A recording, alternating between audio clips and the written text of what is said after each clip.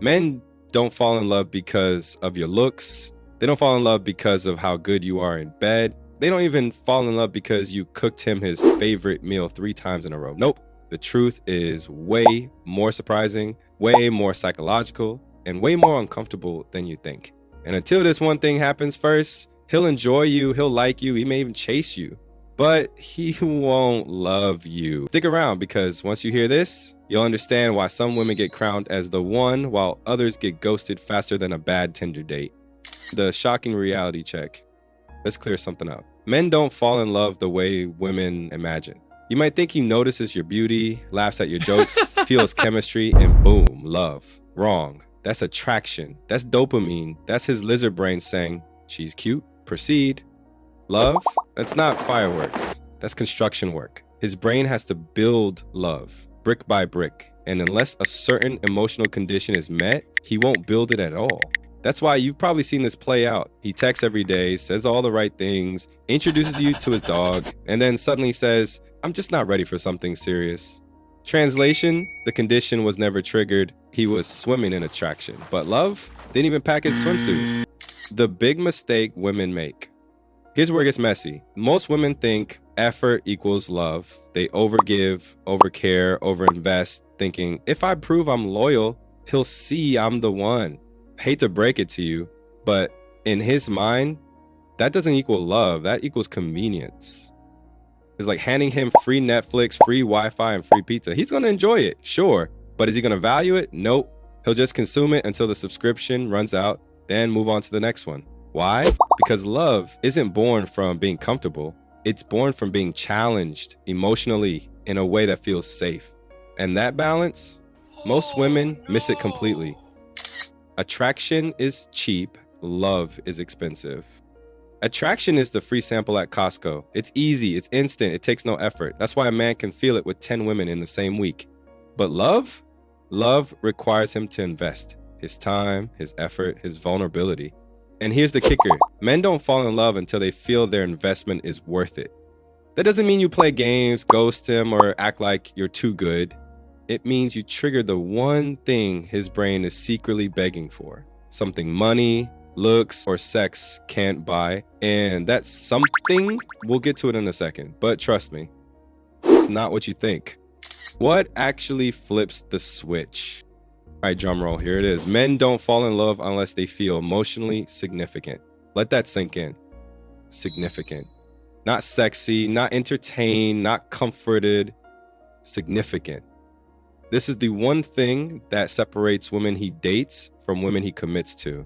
Until a man feels like his presence, his effort, and his vulnerability actually matter to you, his heart stays locked.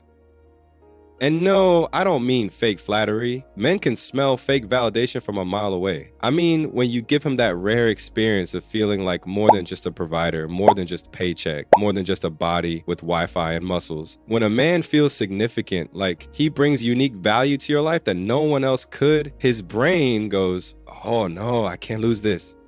And that's when love begins. Why most women don't trigger it. Here's the ugly truth. Most women don't make men feel significant. Instead, they either 1, overgive, making him feel like a guest at a 5-star hotel instead of an equal partner. 2, criticize constantly, which makes him feel like an unpaid intern failing at his job. 3, replaceable energy, treating him like he could be swapped out with any guy who texts good morning. When that happens, he enjoys the ride, but he never invests emotionally, because why would he? If he doesn't feel irreplaceable, he won't act like you're irreplaceable. Men fall in love the moment they feel like their role in your life is unique, valued, and respected. Not before. There's a psychology behind it. Psychologists call this the significance principle. Humans, in general, crave meaning, but men, they tie their entire identity to it. Think about it. Since boyhood, men are trained to perform, win the game, fix the car, solve the problem. They equate love with usefulness. If he doesn't feel useful to you, he won't attach, period. That's why the guy who ghosted you could look happy with the next girl. It's not that she's prettier, it's not that she's smarter, it's that she accidentally or intentionally made him feel significant. And once that wire in his brain connects love with significance, game over. That's when he starts prioritizing you, protecting you, and yes, even picturing a future with you. The sarcastic reality check. Here's the funny part. Men act like they're complicated. They pretend love is this mysterious process. Spoiler alert, they're actually simple creatures, like Wi-Fi routers, just looking for a strong signal and a safe connection. You don't need to play endless games, send cryptic texts, or Google how to make a man obsessed in 3 steps. You just need to understand this. Until he feels significant with you, he won't fall. But once he does, buckle up. Suddenly, Mr. I don't believe in labels becomes Mr. So what kind of ring do you like? Faster than you can say surprise proposal on Instagram. Everyone recognize his effort, but don't overpraise. Men thrive on recognition. But here's the thing. You don't need to throw a parade every time he takes the trash out. Men aren't puppies. What they crave is acknowledgement of their effort, not exaggerated applause for bare minimums. When he plans something, fixes something, or simply shows up for you, say things like, I really noticed the way you did that. That made my day easier. I don't take that for granted.